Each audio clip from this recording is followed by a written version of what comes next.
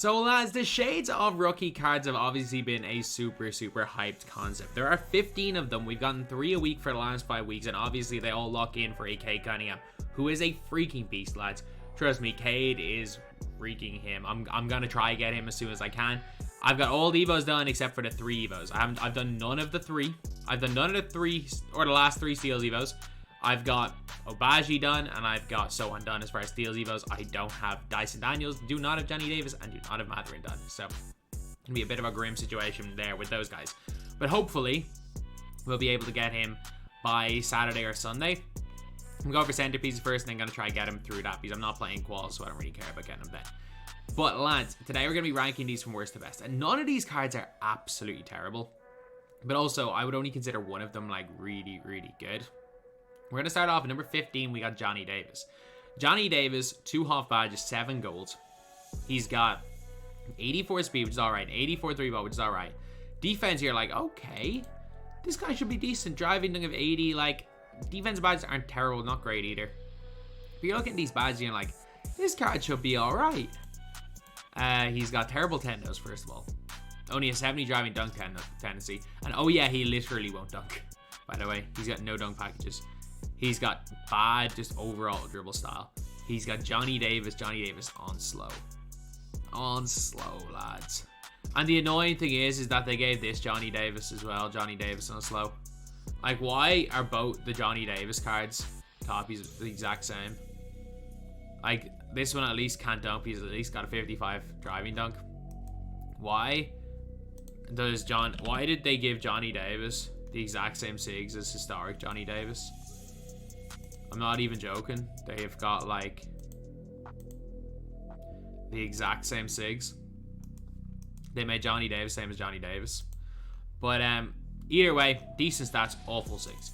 And number 14, we got Jayden Sharp. So Jayden Sharp dunks the ball really well. That's great dunk animations. He doesn't re-dribble. Again, Jayden Sharp on slow.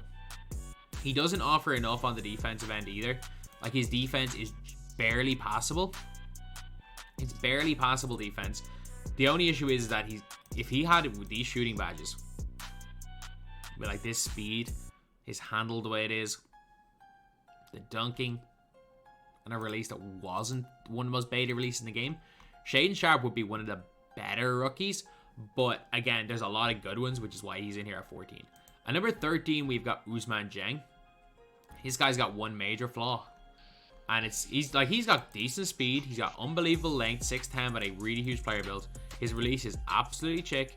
Dribbling is not the greatest. His one big flaw, 49 strength. If you put him on the floor against me, he's getting drops out every possession. Strength might be the most important stat in my team this year. No matter what position you're in, by the way. No matter what position you're in, because again, if you got low strength, even at point guard, I'm bullying you with my Cade Cunningham. Like, you need strength for defense, or at least a little bit of length. He doesn't have either. Sorry, he only has one of the two. 3-ball, he'll hit with 69 rating. Dunking, he's got a terrible dunk tendency. I like a driving layup, that when he doesn't dunk, he misses a lot of driving layups.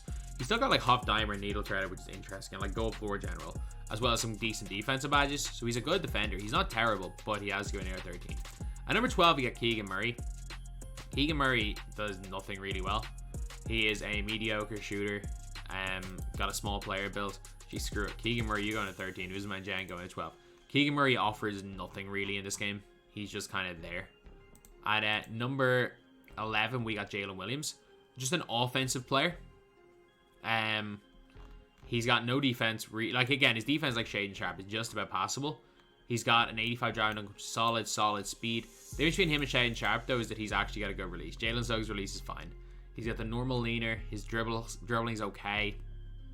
Crossover's alright, but like, you're looking here just at like another okay card. So that is why he's in here at number 11. At number 10, we got Jalen Duren.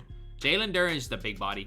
He's a big man who will score on the inside, who has got pretty okay strength of 86, who's got rise up, which is pretty nice. He will dunk on people. A release that's good enough to hit middies.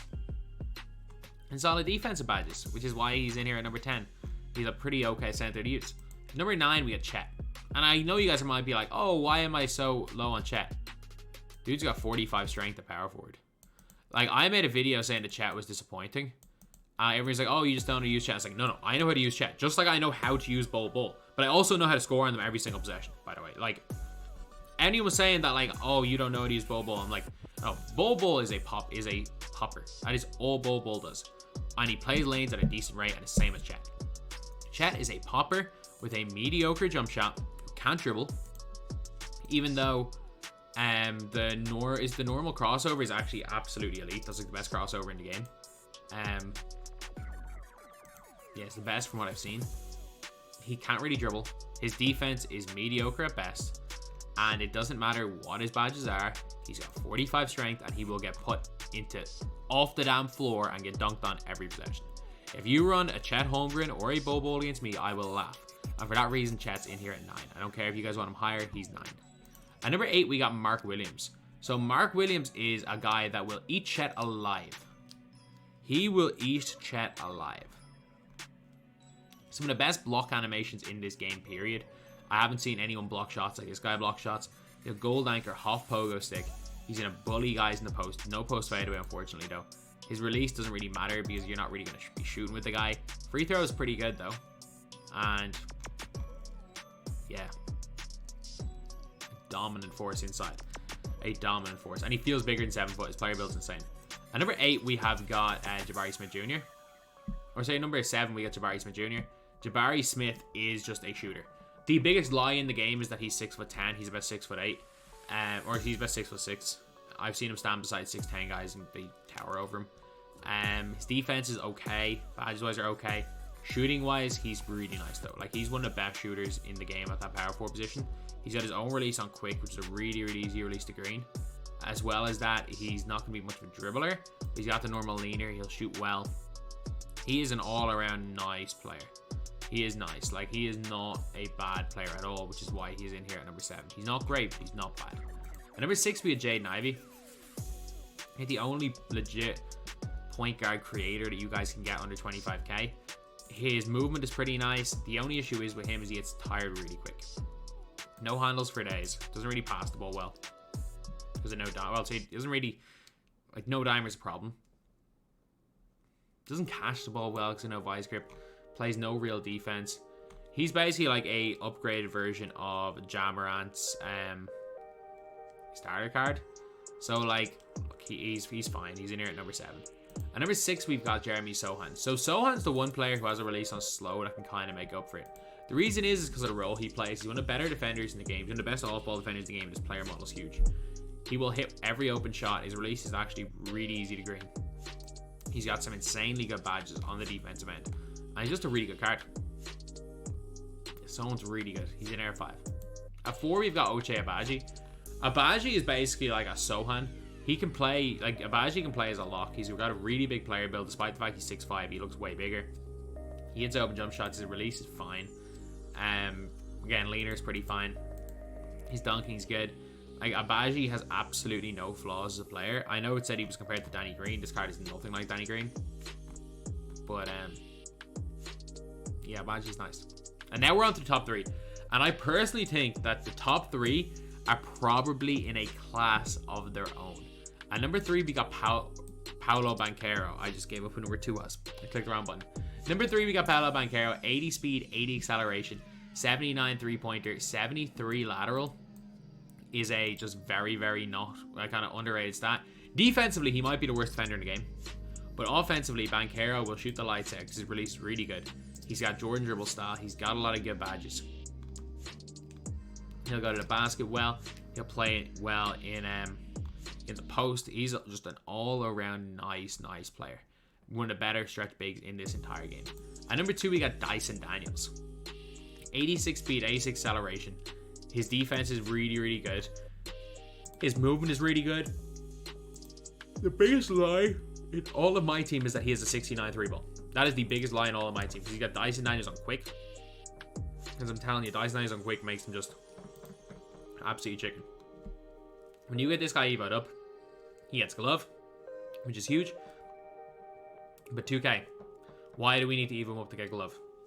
Of the 5 guys in these steals evos, literally none of them get glove. But Dyson Daniels will play really well. He's a really nice card, and he's in here at number 2. And the only reason he's not number 1 is because Benedict Mathurin is one of the best shooting guards in this entire game. Benedict Mathurin might have the best release period in this game. Benedict Mathurin on quick. He's going to dunk it on everybody. He's actually going to be a more than competent defender. His shooting's really good, and even though he doesn't have limitless range, I've consistently pulled with him from really deep, and I've only got him right now. I have him on Amethyst right now, but I've most of the time used him at Ruby. He was still pulling from deep. Benedict Mathurin is the best in my opinion.